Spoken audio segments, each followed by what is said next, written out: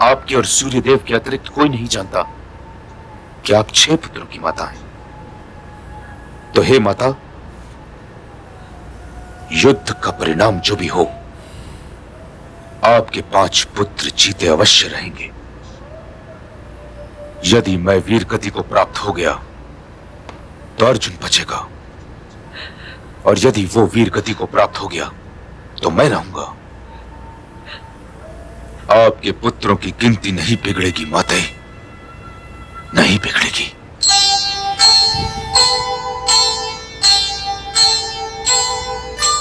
माता तेरे दूध को नहीं लगेगी आँच, कर्ण रहे अर्जुन रहे, पुत्र सदा ही 5, पुत्र सदा ही 5।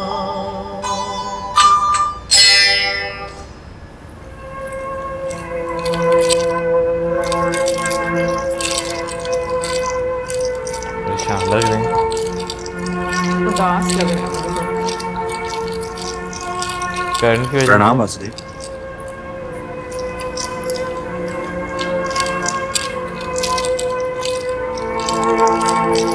परेशानी लगे।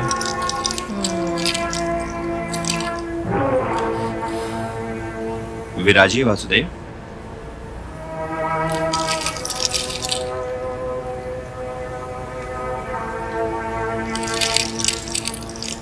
बताने तो नहीं लगे। ज्येष्ठ पिताश्री का स्वास्थ्य कैसा है वासुदेव? पहले माताश्री के स्वास्थ्य के विषय में तो पूछ लीजिए भ्राताश्री। वे ज्येष्ठ हैं प्रिय अनुज। तो पितामह के विषय में पूछिए भ्राताश्री। वे राजा नहीं है प्रिय अनुज। किंतु वे ऐसे राजा हैं जिन्होंने अपने अनुज पुत्रों के अधिकारों का अपहरण किया है। सभ्यता की रक्षा करना भी क्षत्रिय धर्म है अति प्रिय अनुज। और जिस दिन क्षत्रिय अपने इस धर्म का पालन त्याग देंगे, उस दिन धूप का रंग काला पड़ जाएगा। ज्येष्ठ पिताश्री कैसे हैं वासुदेव? स्वस्थ और चिंतित हैं। स्वस्थ और चिंतित तो गंगापुत्र भीष्म और दोनों आचार्य श्रेष्ठ भी हैं, किंतु महाराज की चिंता किसी और प्रकार की है, और इन महापुरुषों की किसी और प्रकार की। महाराज युद्ध की ओर से चिंतित हैं, और ये दोनों महापुरुष युद्ध के परिणाम की ओर से, अर्थात युद्ध की ठहरी गई। हाँ पार्थ, युद्ध की तो ठहर गई। मैंने इस युद्ध के परिहार के सारे जतन करके देख लिए, किंतु दुर्योधन युद्ध ही चाहता है। इसलिए युद्ध तो होगा। तो आप ये बताइए कि माताश्री कैसी हैं? बुआ ने तुम 5 भाइयों के लिए एक विशेष संदेश भेजा है सहदेव। उन्होंने मुझसे यह कहा कि मैं तुम लोगों को यह कहना न भूलूं कि क्षत्रानियां इसी विशेष दिन के लिए पुत्रों को जन्म देती हैं। किंतु आप उन्हें अपने साथ लाए क्यों नहीं? हमारी माताश्री का हमारे शत्रुओं के शिविर में रहना उचित नहीं है। युद्ध नीति तो यही कहती है वासुदेव। यह युद्ध दूसरे युद्धों जैसा नहीं है। यह युद्ध केवल उस चौसर के टुकड़े पर नहीं खेला जाएगा जहां बाणों से बाण और गदाओं से गदाएं टकरा रही होंगी, जहां अश्वों की टापों से उड़ने वाली धूल सूर्य को ढक देगी और कदाचित दिन पर रात का धोखा होने लगेगा। इस युद्ध में तो लगभग हर हृदय भी एक रणभूमि है। इसलिए सब अपने अपने संदर्शों की खोज में हैं। बुआ भी इस युद्ध में भाग ले रही हैं, और उन्होंने अपनी रणभूमि चुन ली है। वे वहीं रहेंगी, और यदि छोटी मां कहकर दुर्योधन भी चरण स्पर्श करेगा तो वो उसे आयुष्मान होने का निष्फल आशीर्वाद देंगी। प्रणाम छोटी माँ, मैं आपसे आशीर्वाद लेने आया हूँ।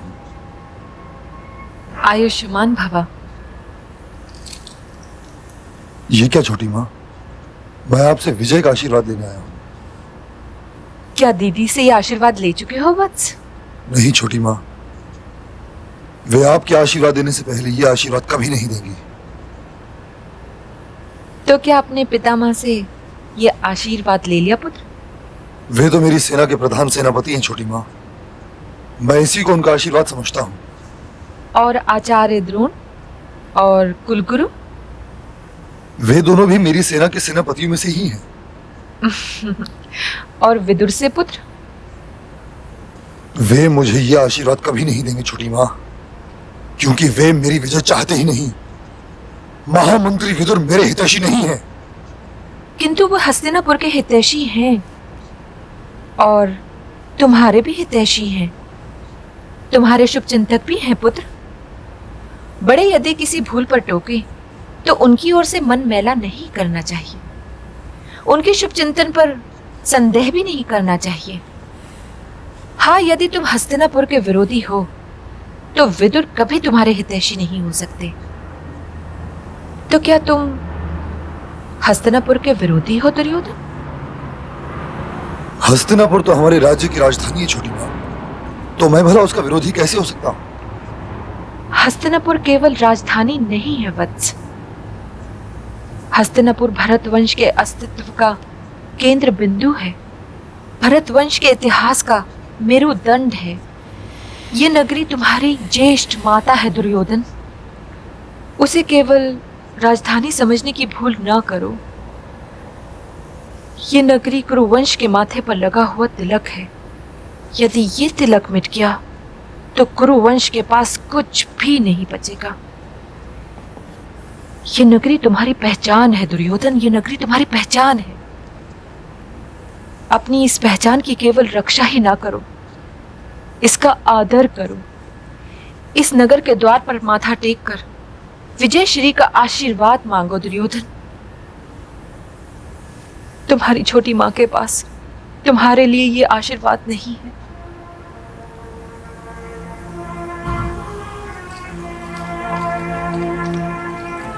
तो क्या इसका तात्पर्य मैं ये निकालूं कि आप मेरी विजय नहीं चाहती? मैं तो विजय और पराजय के बीच में खड़ी हुई हूं, अपनी आंखों में आंसुओं को रोके हुए। पराजय चाहे जिसकी भी हो पुत्र, मुझे तो रोना ही है। मैं तुमसे प्रसन्न नहीं हूं, किंतु मैं तुम्हारा शव भी तो नहीं देखना चाहती, इसीलिए लंबी आयु का आशीर्वाद दिया था। दुर्योधन, यदि युद्ध करने की ठान ही ली है तो इस आशीर्वाद के कवच को पहन लेना।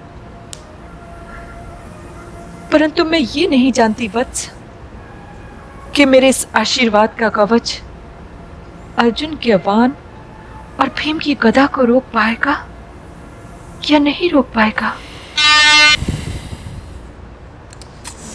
भाई स्टार्टिंग जो थी ना, जहाँ पे कुंती जी जो है जो मिलने जाती हैं, तो वहाँ पे अगर मैं कर्ण की पीड़ा की बात करूँ ना, तो कहीं ना कहीं वो देखा जाए तो वो सही भी हैं। हाँ, आप अगर देखा जाए तो मजबूरी वहाँ पे कुंती जी की भी बहुत ज़्यादा थी कि उन्होंने तो चले वो जो मंत्र जो उन्हें मिला था, उन्होंने तो वैसे ही वो देखने के लिए जो है उसे चैंट किया था, ठीक है ना। लेकिन जो है उन्हें वहाँ पे एक पुत्र जो है उस वरदान जो है वो मिल गया। तो मेरा ख्याल है सिचुएशंस बहुत डिफरेंट होती हैं टाइम टू टाइम, क्योंकि अगर आज कोई सिचुएशन है ना, आज से 10 साल बाद जो है ना वो सिचुएशन का हल कुछ और होगा, उसके 20 साल बाद सिचुएशन का हल जो है वो कुछ और होगा।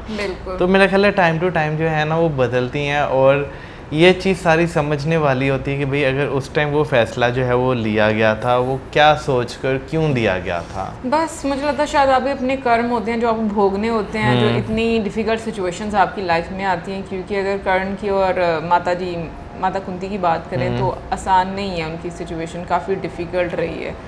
बाकी बहुत ही इमोशनल एक मैं कहूँगी कि ये एपिसोड था। एक पॉइंट पर आकर मैं भी काफ़ी ज़्यादा इमोशनल हो रही थी, क्योंकि बहुत ही वो मोमेंट्स इस तरह के थे। और लास्ट में जिस तरीके से कृष्ण जी भी आए और उन्होंने भी जिस तरीके से बात की मतलब वो भी उदास तो नज़र आए कि क्योंकि वो चाहते तो नहीं थे कि ये सारी चीज़ें, उन्होंने अपनी हर तरफ से सारे ऑप्शंस निकाले भी, बट किसी की हटदर्मी जो है वो इतनी बढ़ चुकी हुई है कि उसके आगे सारे विवश हैं, विवश हो चुके हुए हैं। और लेकिन माता कुंती ने जिस तरीके से बात बोली, बाकी में इंसान को दुख होता है आपके अपने कोई भी, मतलब मैं कहूँगी कि आपकी चाहे उनके साथ जितनी मर्जी कड़वाहट हो, लेकिन अगर उनको तकलीफ हो तो आपको भी तकलीफ होती है। तो मैं कहूँगी महाभारत जिंदगी वो को कह लो कि बस आप उसको बहुत रिलेट कर पाते हो। सही बात है। एनीवेज आप जरूर बताइए कमेंट सेक्शन में आपको कैसी लगी। मिलेंगे नेक्स्ट वीडियो में, सब्सक्राइब करना मत भूलना। बाय।